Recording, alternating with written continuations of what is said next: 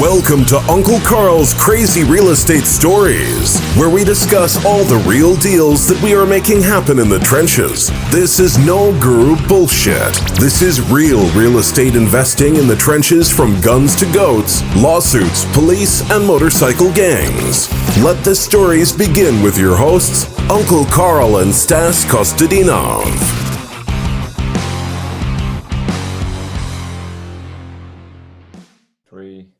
Welcome to Uncle Karl's Crazy Real Estate Stories. On this episode, we're going to have Damien Dupes as our guest, and me and Uncle Karl are going to be interviewing him. Uncle Karl, welcome to your show. Damien, welcome to the show. Thank you again for having me on my show. And we got a special guest here, and I guarantee you nobody's heard about Damien. He runs under the radar, but he does a lot of badass land stuff. And he's going to share with you, again, land. A lot of people are just doing houses. There's so much MF money in land. So Damien, how much money do you net every month right now doing land? Between 50 and 90,000. Wow. That's awesome. That's amazing. And you don't take anything down. It's all wholesale, right? Yeah, all I do is assign contracts, 2 pieces of paper, Uncle Karl. That's great. We'll get more into stuff, but tell us, so that he's got a great system. We're going to go into his system in a little bit, but think about it. If he's taking home 50 to 90,000, so he has a bad month, he takes home 50,000. That's a bad month. So that's pretty good for wholesaling, So, but one of the things, how did you first give us a little bit about your background and what you used to do before real estate, and then how you got into real estate? Oh, appreciate you, Uncle Karl. So a little bit about me. I was born and raised in Washington, D.C., Prince George's County area. I grew up kind of in the ghetto, in the hood. A lot of Section 8 housing projects, low income. I remember, when I was young, my family was homeless and we lived in shelters. Wow. As I was growing up, my father was what we call a functional addict. So he abused cocaine. He smoked PCP, and he never even bought me a freaking pair of socks. Damn. So as I was growing up, the streets kind of raised me. Fast forward a couple years, I started getting in trouble at the age of 12. That's when I got locked up and caught my first charge. It was a strong arm robbery. Someone had some tennis shoes that I wanted. And I basically kind of yoked them up and took the shoes, and they locked me up. So he told on me. I ran into trouble with the law from 12 to 24. At 24, they set me down. They gave me 20 years in prison, but they suspended everything but mandatory 5. So I did 5 years in prison, and that was the greatest time of my life. people was like, oh, you had fun in prison? I was like, yeah. I had one of the greatest jobs. I worked at the library. Okay. So I had access to books, and I ate everything business, everything real estate, everything about mindset. I constantly read books and books and books and books. And when I got home from prison, I had a realize whenever you were in prison, what did you realize about yourself that changed the way you started? Before you didn't read books. So what made you start reading these books and stuff? That's a good question, Stas. I think what really pushed me to read and educate myself is that the life I was living was a fake life. Okay. And I never really tapped into the real me, but the real me want to learn, want to grow, want to challenge myself, and I'm always pushing the envelope. I'm constantly want to grow, So that's really what started for me, Stas. Wow. But then, okay, so now you're in prison for 5 years, and I've got a couple other friends too that have told me that was the best things that happened to them. They spent it as learning, getting educated. When they came out, they changed their ways and went in a different direction. And I know I see your hat says Jesus. I know you were telling me that how you also found God too. Was that around the time also, or? Yeah, that was the time, Uncle Karl, where like Jesus found me, bro. Yeah. Like I didn't want Jesus. I wanted I sold narcotics, Uncle Karl, so I was locked up for distribution of cocaine and what we call firearm nexus to drug trafficking. So I trafficked a lot of cocaine. I moved a lot of phencyclidine, which is called PCP. Moved a lot of MDMA, which is ecstasy. And I was like a ghetto dope boy. That's what I was. I was very ghetto. I was very loud. A lot of money? Were you making a lot of money? Oh yeah. I probably was making like 100,000 a week. Holy shit. Yeah. Damn. Yeah. 100,000 a week, man, was like a bad week. Some weeks would be like 250, 300. And I like tricked all my money away though. Like I bought friends. I was like paying people to be with me. Like I had bodyguards. I like bought women cars. I paid women's mortgage, down payments, house. I know every hairdo there is to know. I just was like, bro, was lost, identity issues. Yeah. And the money really like it put me on another level because people worship me as God, bro. And like people would kill for me. Like they would be like, "Oh, you disrespect my man, I will like wipe you out." And they were serious. Jeez. Wow. That's crazy. But then I guess you decided that's probably not the best thing to stay involved in, right? Absolutely, Uncle Karl. It's no peace though, Uncle Karl. Yeah. It's like very stressful because you get like robbed a lot. And Uncle Karl, what happens is once you get to a certain level, like this certain people start telling on you, they call confidential informants. Yeah. So I started catching cases, Uncle Karl, but I had money, so I beat them. So I would like go to court and people would like just come up missing. And then they're like, "Oh, it's dismissed." And sometime I'll pay an attorney extra bread. He'll be like, "Just give me 20,000 more. I'll give the judge 10. I'll keep 10." So I beat a lot of cases because I had like liquid money. And like I flew under the radar, but this last time they set me down, Uncle Karl. Yeah. And that was a good thing because like you said, you got in prison, you learned all about this real estate, and now you come out. So as soon as you come out, did you jump right into real estate? No. So when I came home, Uncle Karl, I had a Class A CDL, but I had like 4 felonies and they were like heavy charges and no one would hire me, Uncle Karl. So I got a job delivering pizzas at Papa John's in DC on 2nd and Mass Avenue Northwest. And I worked that job for 2.5 years, 7 days a week, rain, sleet, snow. A year in, Uncle Karl, I started studying for my real estate license. Okay. And then I got my real estate license. So then I'm like, okay, but I was kind of cocky because I didn't want to be a realtor. I told like the broker, I'm going to be an investor-friendly agent. Yeah. And he was like, you can't do that, dude. You got to like show people houses. You got to start from the bottom.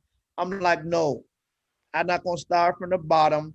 I'm going to be an investor-friendly agent. And what I had in mind, Uncle Karl, was I went out to probate. That's what I specialized in. Okay. So I would go down to the probate court on 4th Street Northwest in Washington, D.C.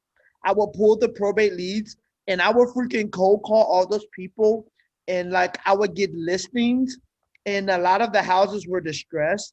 So then I would double dip on a deal, but then I started triple dipping. So I formed a company. I would list it. I would be the buyer and then I would wholesale it. And then I start 4-time dipping it where I listed. I was the listing agent. I was the buying agent. I wholesaled it, and then I relisted it when the investor flipped it. I love that. Yeah. So the broker is like, holy crap, this dude is a monster. And like, I feel like I had a little help. I felt like the Holy Spirit gave me the strategy. You feel me? So like people thought like I was so smart. Oh, you smart. I have a GED, Uncle Karl. Like I don't have like college education. People like, how the hell did you figure that out? Like I was doing like 4 sides of a deal, Uncle Karl. And so people were like paying me to mentor them. They were like, teach me. I was like, I work hard. I cold call. I got every last deal from cold calling Uncle Karl. What did you say to these people in probate? When you called them up, what did you say? Oh yeah, it was like so sweet. It was like, hey, Miss Johnson, how you doing? And she'll be like, hey, Damien. I'll be like, well, I'm Damien with Exit Bennett Realty, and I just was inquiring, would you have any interest in selling this property? She'll be like, no, stop calling me, blah, blah, blah, blah, blah. And I'll be like, hey, Miss Johnson, I understand that you're going through a lot of pressure. Is there any way like I can put a face to the voice and meet you and take you out for dinner? She's like, oh, sure. So what I did was I blessed people. I took everybody out for food, and I told them pick the place. And majority of the people were Black and kind of ghetto, so they picked the most expensive place. They were like, I want to go to Ruth Chris. I'm like, sure, no problem. I take them to Ruth Chris, and like they will order the biggest, baddest thing on the menu. I'd be like, get dessert. And then once they started drinking, they like gave me the deal. They was like, I love it. It was like, do you have the paperwork there? I'm like, no, it's okay. I'll get it to you. Okay. So what I did was I just people. I asked them, can I take them out to eat? And I let them pick the place, and I come pick them up. I had like a very high-end car. I had an Audi A8. Okay. And so I come pick them up like in a very nice car, put them in the back seat, chauffeur them, take them around, and they fell in love with me. That's great. A lot of people just call, oh, you don't want to, okay, bye. But he said, well, wait a minute, let me take you out to a dinner. He invested in the people. He took them to dinner, and he listened and talked to them. And that's how he got the deal. In other words, he invested a little bit of money and was genuine. And then boom, you got the deal when they said no originally. How many percentage of the time you took them out would you end up getting the listing? Probably 99% of the time. Really? Wow. Yeah. Wow, that's huge. That's a great idea. I never thought about that. Just okay. Well, no, hey, let me take the dinner, put a face. That's amazing. So then you would get it, you would take it, you would list it, and then be the selling agent on it too. And then whenever they bought it, fixed it up, you would relist it. So that's really great. I love that concept. That's great. Yeah. So it's very easy. So I had to be creative to Uncle Karl. So for all your realtors, you have to structure it a certain way. So basically what you do, and what I did was, is if you're a realtor, you can do in DC called dual agency, but they have to be okay with you representing both sides. So basically I'll paint the picture like this.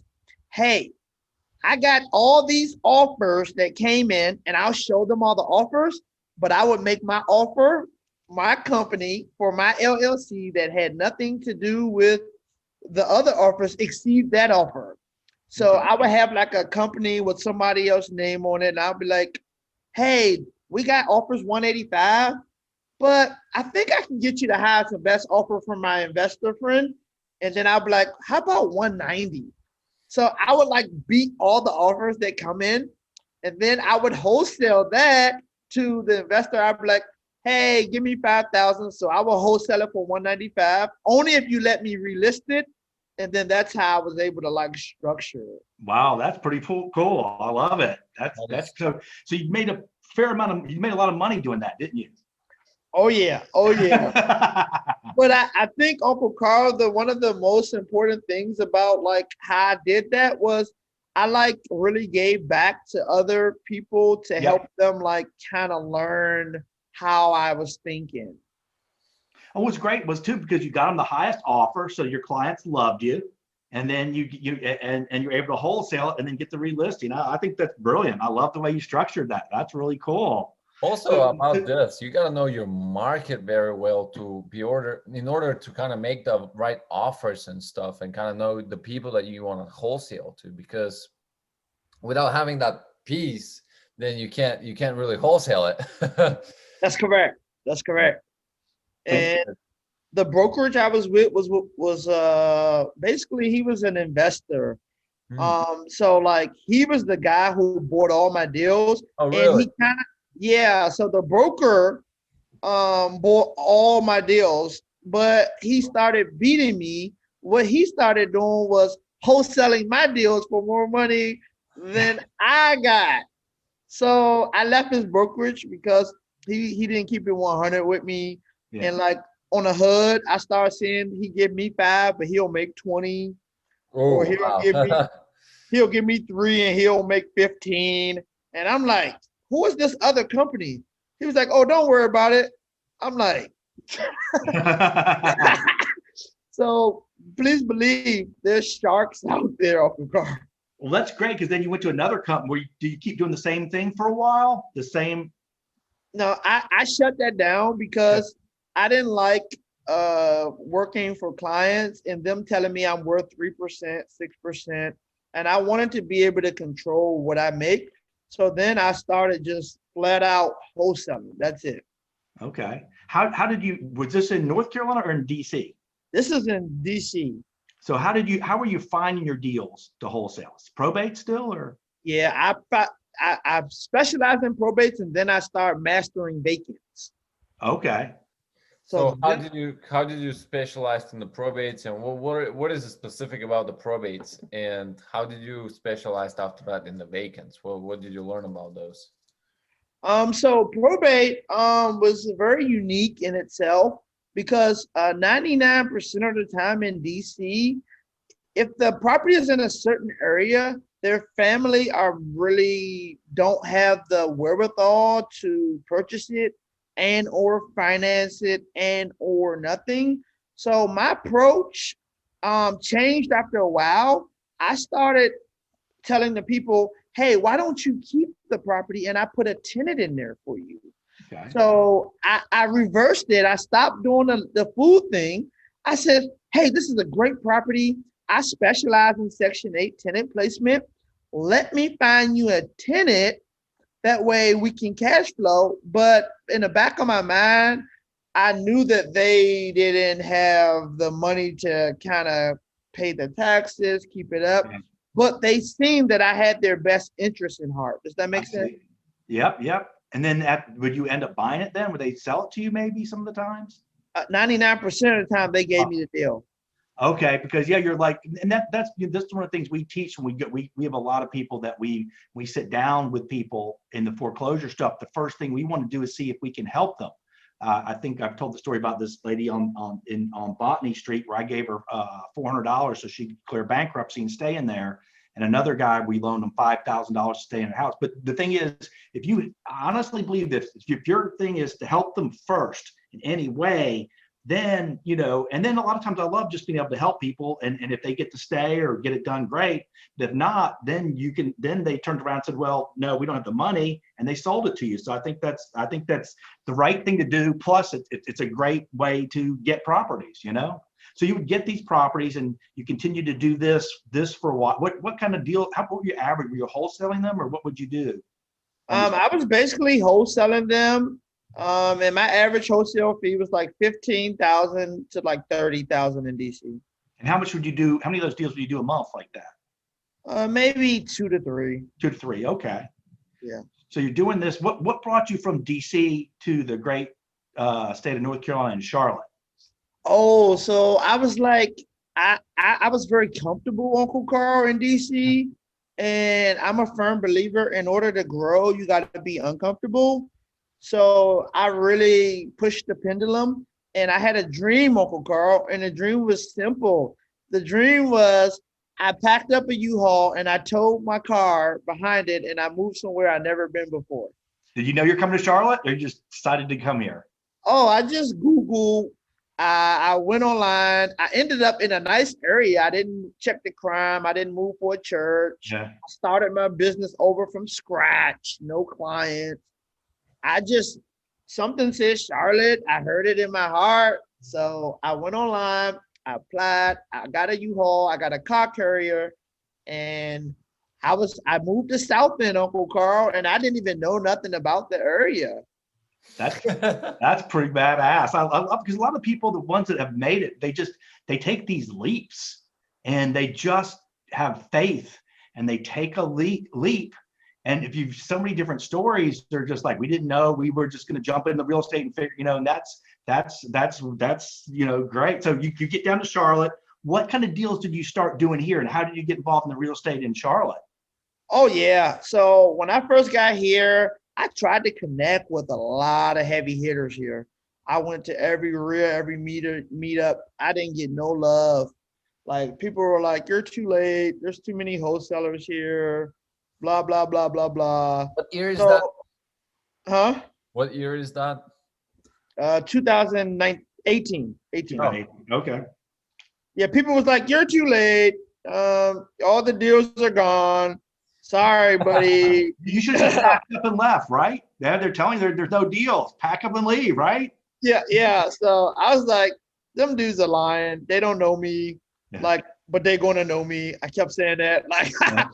so I just man started doing some ninja stuff. Some of the stuff you guys do, but I started doing it here on a delinquent tax. Yeah. And I started like finding deals and wholesaling deals. And I kind of found out that the competition was fierce. Like a lot of people were chasing the same deals. Yeah. And so I got my butt kicked the first year. I mean, I made like 60 grand, it was nothing. That's still good money, as you're learning the market, you're getting going and getting your butt kicked and making 60,000 is pretty good, Yeah, but the second year, it like almost like 4 times that. And then I stumbled across vacant land. Okay. And I paid like $4,000, Uncle Karl, for a course called Land Academy. Okay. And it was kind of dated, but I got the premise. The premise was to send blind offers. Okay. Uncle Karl, I invested like $2,000 into mail, and I think that first month I made like 80 grand. Wow. In Charlotte, right here. And I was like, pooh. Damn, that was more than I made in a fucking year. Right? Yeah. So I started like only specializing in land. And man, land has changed my life, Uncle Karl. Really. All I specialize in is land. All my house deals I give to you guys. We appreciate it. But tell me, okay, so in the land stuff you send up, and it's funny because today I was opening my mail just before I got here, and I got 2 offers from Damien in the mail. So that was funny as hell. I'm opening it up like, who's this creative land? Damien Dupes. Oh, just before we started the interview, I got it. That was sort of funny. But so I love it. So you send out these blind offers, Yeah. and with a contract, and I've seen them, so I know the real guys. I got 1 in the mail today, 2 in the mail, and how many % of the people just sign them, send them back, or do they call, or how does that usually work? Oh man, probably 3 to 5% just sign it and send it back. Okay. Probably another 15% call, and probably another 15% I just got to follow up with, and just. How do you follow up? Oh, so I have a pretty dope CRM. It's called Pebble, and basically that allows me to call inside the CRM. It tracks my calls, it tracks my text message, it tracks when they call me. I can upload documents. So I just use my CRM, and when I need to follow up, it tells me. And I just Or you phone call them? Yeah, on the Okay. phone. Oh, yeah. Yeah. So So do you now, do like text now- messages to them or RVM, some stuff like this, or no? No, my sweet thing is I got one VA that's cold calling on a Mojo dialer, but my money comes from mail. Majority of my deals come from direct mail, and I love it because like they're motivated when they call me, and like instead of me trying to like chase them down and hunt them. like that's what we do. We hunt people, and it gets old after a while. I would love to have some people calling us in. So yeah, so you basically send out how much money do you spend a month in mail right now? I'm not consistent with mail because I've been mailing for a while. So I probably mail once every 3 months, and I might spend $2,000. Okay, and that brings the majority of your deals in? Yeah, see what happens is people get my letters, but they call at different times. Oh, So I've been mailing for like almost 2 years now, I get calls from like 2 years ago, 18 months ago. So I get a steady flow of calls from old mail. So I don't have to hit it every month as hard. And a lot of my deals come from corporations, LLCs. That's Wow. with a bulk, and they typically have multiple properties. So my average company that calls me, I typically wholesale minimum 2 properties all the way up to 12 properties. Wow. That's great. So now you got the letters going out. You have this cold caller calling. How many deals is she bringing in a month? The cold caller. I would say she typically brings in like two, maybe 1 to 2 deals a month, maybe. Okay. And what are those average profit per deal? I would say minimum 7,500, but they can range up to 30 grand, 40 grand, 50 grand. I've been running across since I've been sending mail mobile homes, and the people sell me the land and the mobile home for the same price. And I'm able to like make 30,000 spreads, 40, 45, Wow. 50 grand. And I don't even go for the mobile home. I only go for the land, but they say it's a mobile home there. So it's just like extra cream, if you will. Wow, that's pretty amazing. Why So don't so you how many finance deals a those month? sometime? How many deals a month are you doing right now on average? I would say an average a month. It can varies from like Uh, 2 to maybe 8 deals. okay. And that's Depends that on the month. 50,000 to 90,000 net in that range every pretty consistently now. Wow. Correct.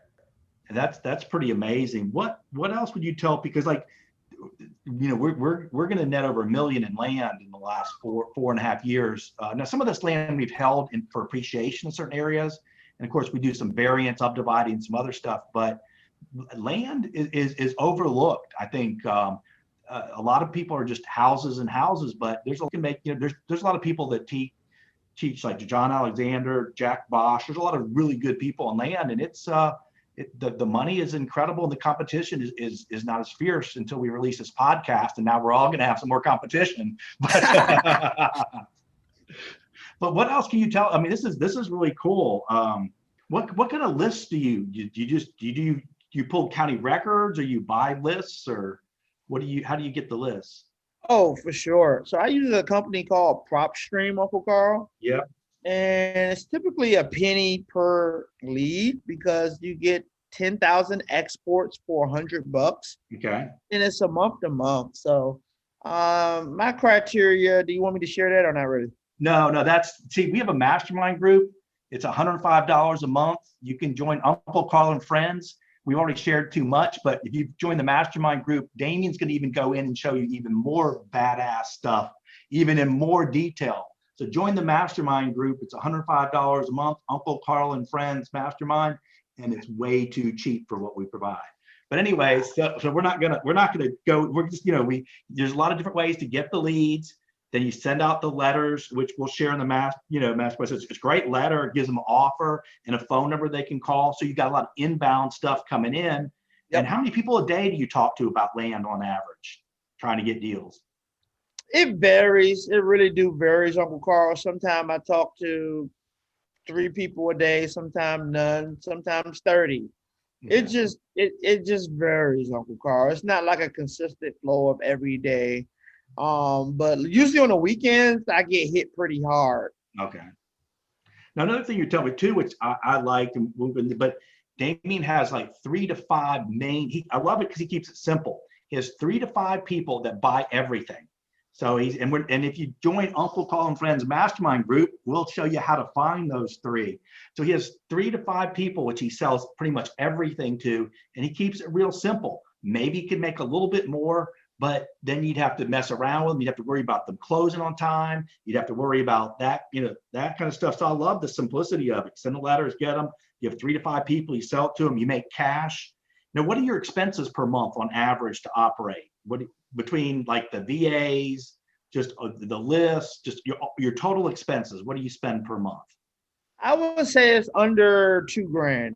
Under $2,000.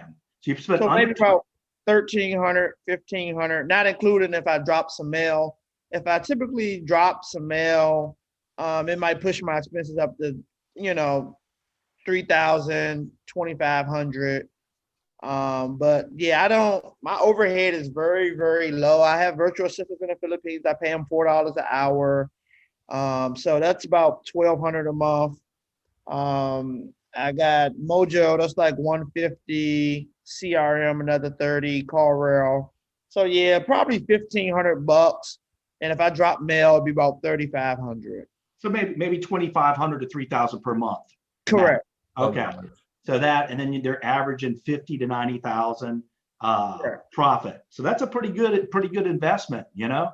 Now I know now you also, so you're doing Charlotte, but I noticed you're going down to Florida too, and so you're duplicating the same thing, right? Oh yeah. So I basically learned how to tap markets, Uncle Karl. Okay. And basically what that looks like is you go out the national builders that buy scattered lots. Okay. And what that means is there's big companies. You don't go out there like DR Horton. You don't go out there like what's one of your other bigger builders, Uncle Karl? Oh, there's like Ryland. There's all sorts of other big ones. You don't go after those people. You go after the people a little under than them, but have the capacity to buy 100 to 200 lots a month. Okay. And I'm hyper focused and How do we find them? Oh yeah. No. Join Uncle Karl and Friends Mastermind, and Damien will show you how you find these things. We already told you too much. It's very easy to find them. You can do it in seconds. Yeah. So it's so easy. So you find them, and then you do the same thing, right? You do you pull the list, you just send out the mail and make the phone calls. Yeah. So basically, what I do is I reverse engineer the whole wholesaling process. So I find them, and typically you don't talk to them. You talk to what we call their acquisitions manager. Mm-hmm. And his job is to find the company lots. Okay. 90% of the time, they're not aggressive like I am. Yeah. So they can never meet their quota. So they need people like us, Uncle Karl, who's aggressive and who knows how to scale marketing and knows how to hunt to bring them these 100 to 200 lots they need a month. So basically what I do is I get them to give me their criteria. Okay. And I just go and put that in my system. I pull the data, I batch, skip trace the data, and I freaking cold call them and send direct mail. And actually, it's overwhelming. It's quite overwhelming working with national builders because it's a lot of moving parts and a lot of deals, but you can make a ton of money. So this is great because you did it in Charlotte. Now you're doing it in Florida. You know, it's something that it looks like you could probably duplicate this throughout the whole United States, couldn't you? Absolutely. So you could just clone Damien, okay? And then you could do this all over the place. So let's say you're making, let's just say 50,000 a month. And let's say you open 2 other markets, you know, or 3 other markets. I mean, so you go from 50 to 100,000, you know, of course you'd have to bring some more people in, but this is a scalable thing that can be duplicated all over the place. I guess all over the place where people are buying lots. So you have to do your research on those cities and stuff. Well, that's pretty cool. So I love it. Anything else? Any other advice? But keep some of the secrets for the mastermind group. But anything else you can give people? Or if people want to reach out, do you want to give them an email, or do you want to give them something so they can reach out to you? Sure. I can give out my email. It's my name. It's Damien, DAMIEN at creativelandsolutions.com. So reach out to Damien, you know, share some, if you guys can, you know, reach out to Damien and hopefully share some value with him too, because he's been great here helping you guys. If anybody out there knows some other tricks he can add, tell them and stuff. And that's just, your story is so inspiring. You know, a lot of people will be like, oh, damn, I'm in prison, life sucks. But you're like, no, this is an opportunity to learn. Opportunity. And you took it as an opportunity. I love it. I'll tell you a quick story with me. It was about 5 years ago. I used to have a car dealership with my ex-girlfriend, little used car thing. And we got in a big fight and we were living in the dealership. Okay, we're living in the back room with 3 dogs. No, it's a house though. So we're living in the dealership with the dogs. We got in a big argument. She kicks me out. I'm walking down the street with, I think, $7 in my pocket. I don't have a car, all my clothes here. So I'm calling my mom, crying, Mom, can you come pick me up? I just got kicked out. And, you know, a friend of mine, Penny, picked me up and then drove me to Chapel Hill. And I spent a month on my mom's couch. Actually, I had a bedroom and home cooking, so it was actually really nice. But I spent some time there, and that's when I started listening to Les Brown. I listened to Brian Tracy, Think and Grow Rich, and I used it as time for me to help get my mind straight and to keep learning and to get back in the game. So it was one of those things that I did. I looked at too. This is an opportunity. This is a chance to change my life, and you know, but it was pretty rough. Wow. But I admire what you did. I mean, I think that's great, you know, and how well you're doing and everything. So you're going to make it. So I know you're running below the radar, but your people are going to hear about you now. So what you're doing, it's great stuff. I appreciate this opportunity. Man, you guys have definitely made an imprint in this market, and I add value to a lot of people, including myself. I mean, I'm still using the ninja tricks you guys have taught me.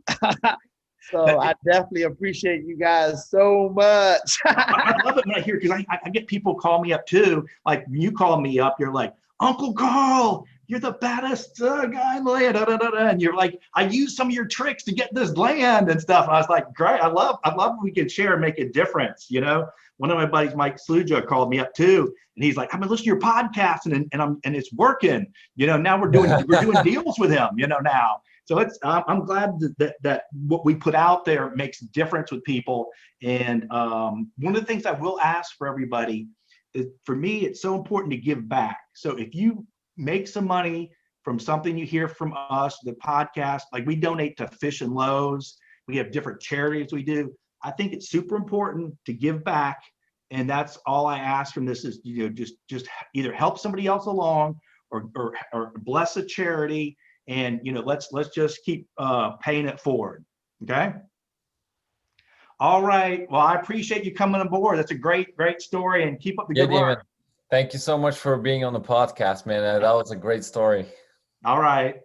All right. Thank you, guys. All right. Thanks.